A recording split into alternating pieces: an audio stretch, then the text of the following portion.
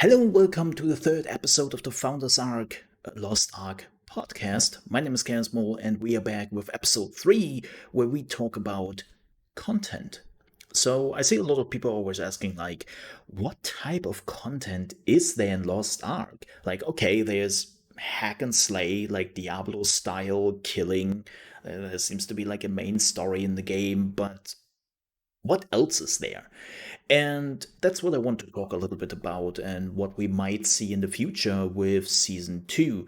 So, asking about the content we basically see in the game, it really depends on where we start when the game is coming to the West. If we are starting at 1.x, there will be more diverse content for Lost Ark and than it is in Lost Ark Season 2 or 2.0. It's the same thing. And because they did cut out some content with Season 2 and added some more refined content for the content which there already is in the game. I know this sounds a little bit weird, but hear me out. So the problem is that in Lost Ark 1.0 or 1.x, they just try to throw a lot of gameplay elements at the player, and they wanted to see what sticks. And then afterwards they were like, this doesn't work out, or this takes too much work, let's remove this, nobody's using this, okay, let's move on from this. They tried out a lot of stuff and then just realized, well, this is not working, let's move on, shall we? And that's basically what they did. One of the things which got removed is the card game. The card game disappears. The cards are still in the game, but they're not really functioning for the card game anymore. And one of the big things, well, it's actually small things, but definitely one of the things people will notice is the ship mini games. So at level 32, 35, you're getting your own ship and you can sail around in the world. And at 1.x, there were spots everywhere on the water where you could do diving, you could go for treasure hunting, you could go for fishing or something like that. And they completely removed that. Now you might say, wait, what? Why? This sounds amazing. Why would they remove this? Okay, let me explain. So, to be honest, it wasn't really great. You were literally having tons of icons on the map where they would just tell you what you can do there. So you would sail there, you would hit a button, and then not an animation would play, but a small little 480p video, which looked super basic, shows you that somebody is diving for treasure or hunting for fish or something like that.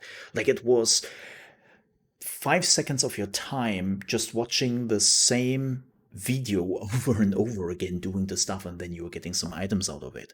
And truth to be told, it was pretty boring. And yes, they could have invested some extra time to make it better. I completely agree on that. But they probably looked at it and how many people really utilized it, and they just realized, nah, that's not worth the effort, right? It doesn't make it worth. So, well, they were moving on from it and they removed it.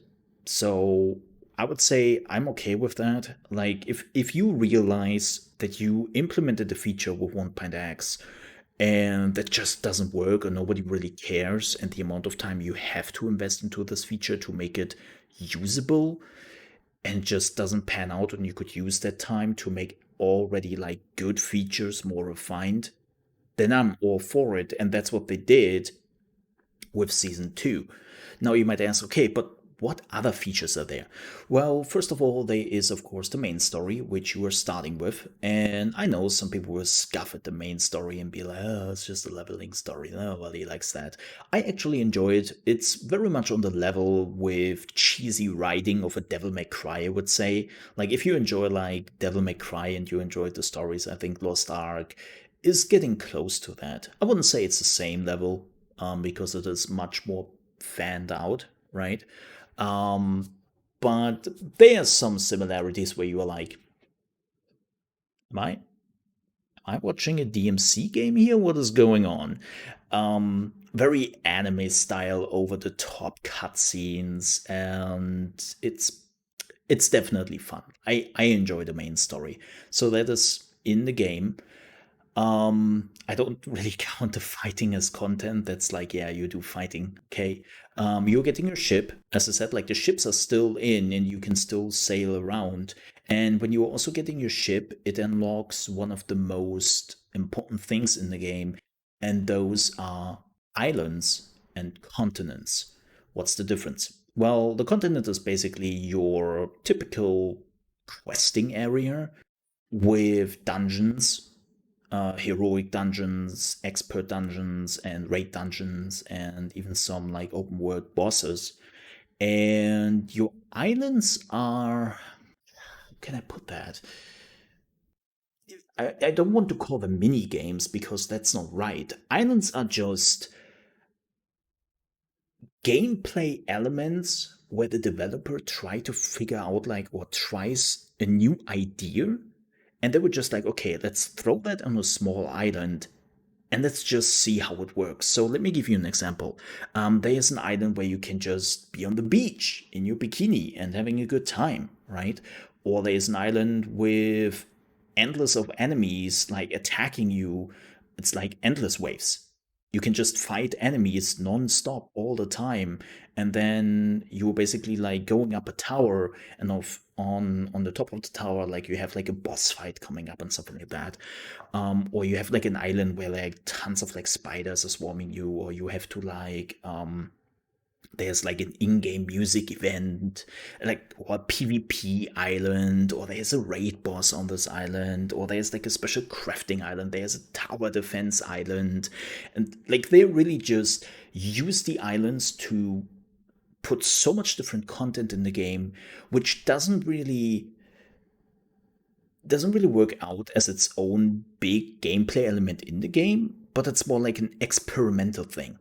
Like they are just trying to experiment with those islands, and those islands disappear also sometimes, which is kind of interesting. Like they are not available non-stop, and sometimes you have to go to these islands at a certain time, at a certain day, to participate on those islands. So I would say they are more like in-game events, but instead of just pacing them down to in-game events, they're like, you know what? Like you just go where you want to go with your ship, you participate in the in-game event you want to participate, and that's cool, right? So, and they can also see what sticks with the players, so they can just try out some crazy stuff, and if people like it, cool, they make it maybe a permanent feature, and if they realize, okay, people don't like this at all, they're just removing it, yeah, or just don't care for it anymore, and then they move on.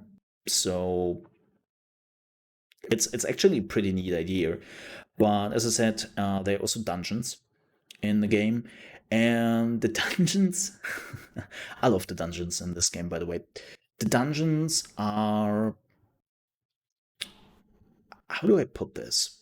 The starter dungeons are very much what you would expect from an MMO, where the game is coming to you as a new adventurer and it's like, oh, you're the new adventurer? Oh, hi, welcome to your first dungeon. Okay, you see that?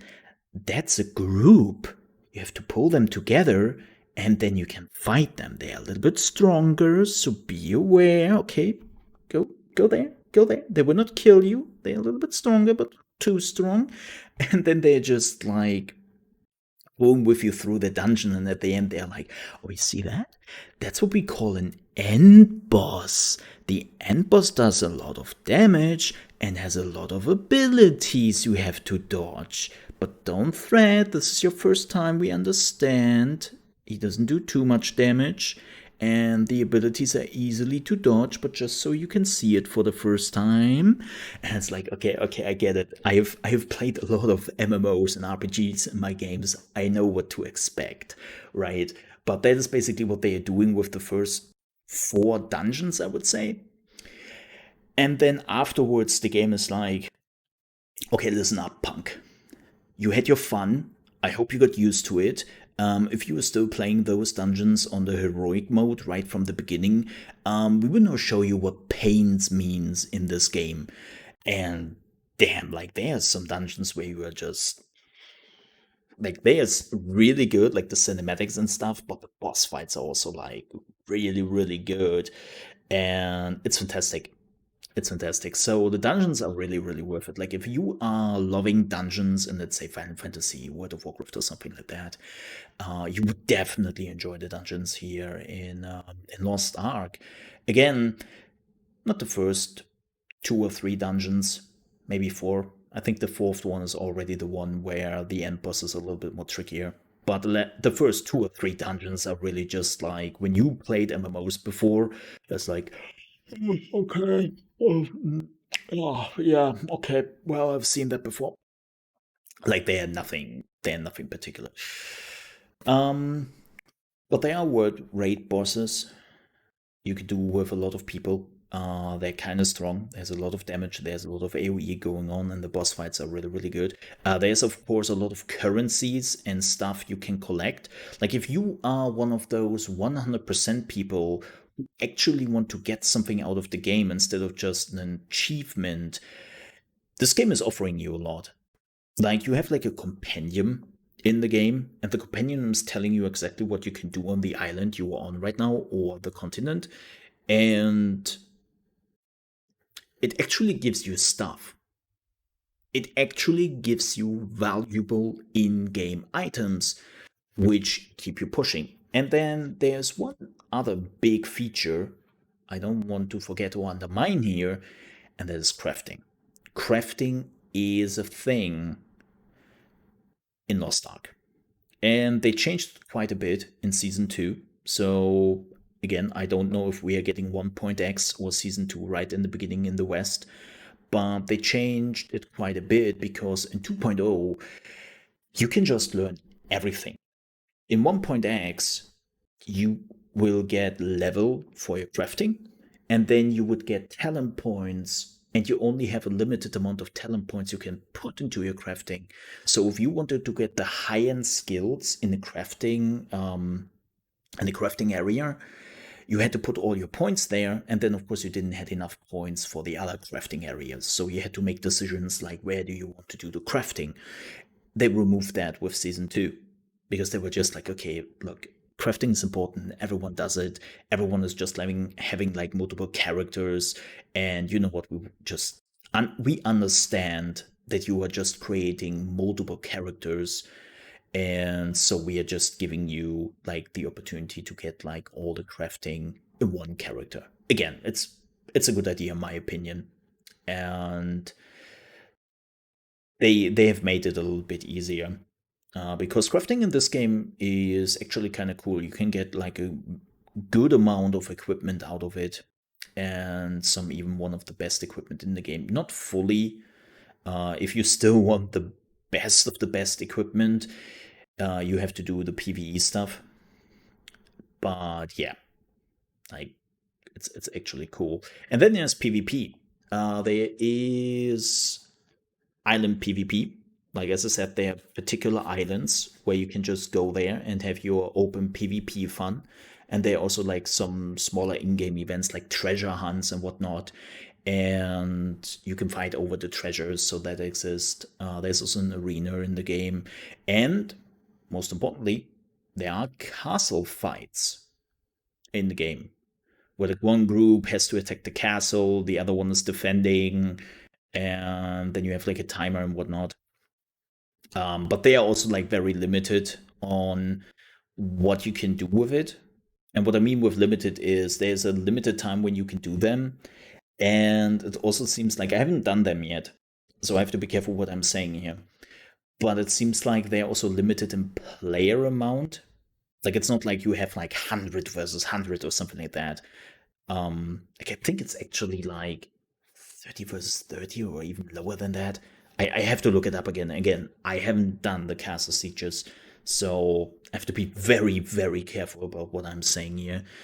But PvP is in the game. Right now, it isn't the focus of the game. Like, to keep that very much in mind.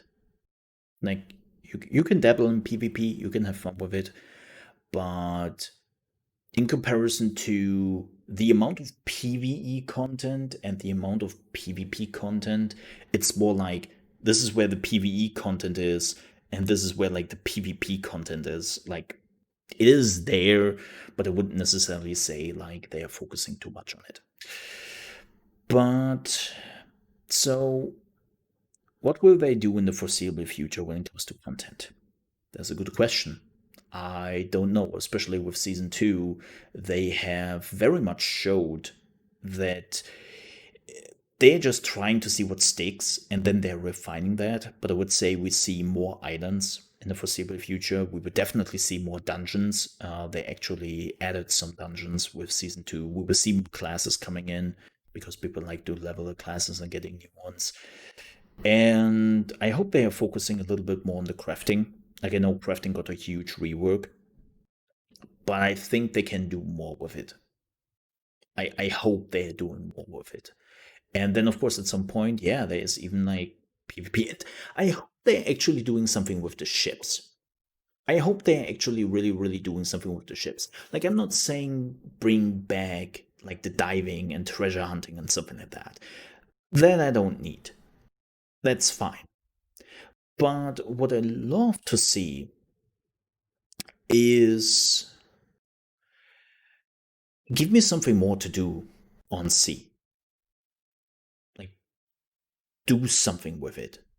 Because right now it's kind of stale. Like, there is definitely some stuff to do on sea, but it isn't as great as it could be. And then there is one last thing, which is a feature which is already available, but I actually hope they're keeping it going, and that is housing. So with 2.0, you are finally getting your own island where you can do like all the housing stuff, and it's actually kind of in depth. I have to see if I can get some gameplay for the next podcast to show you how housing works. But it's kind of in depth, and but I hope they're doing more with it. Like you can clearly see that the beginning is there, and it's one of these moments again where they want to see if it sticks, and I hope it stays, and I hope they're actually expanding it because the feature is actually pretty good. Like it gets close to what you can do in The Sims with all the things you can just place on this island. It's ridiculous. And the good thing is, as I said, everyone can get an island. Not like Final Fantasy XIV, right, Square Enix. And so everyone has something from that. So yeah, it's definitely fun. But yeah, this is the end of the show. Thank you so much for watching. If you enjoyed this episode, don't forget to like. And if you're new to the channel, I would definitely appreciate if you subscribe to the channel, because we will have more Lost Ark content in the foreseeable future, especially when it comes closer to the Western release. Like not just the podcast, but actually some more videos and live streams. And till that, we have tons of gaming news here on the channel, tons of different content about other games, and even like live streams and gameplay and whatnot. So join us and join our community here. I would appreciate that. And if not, I'll see you next weekend on Saturday with another Lost Ark podcast, the Founders Ark. See you then. Bye bye.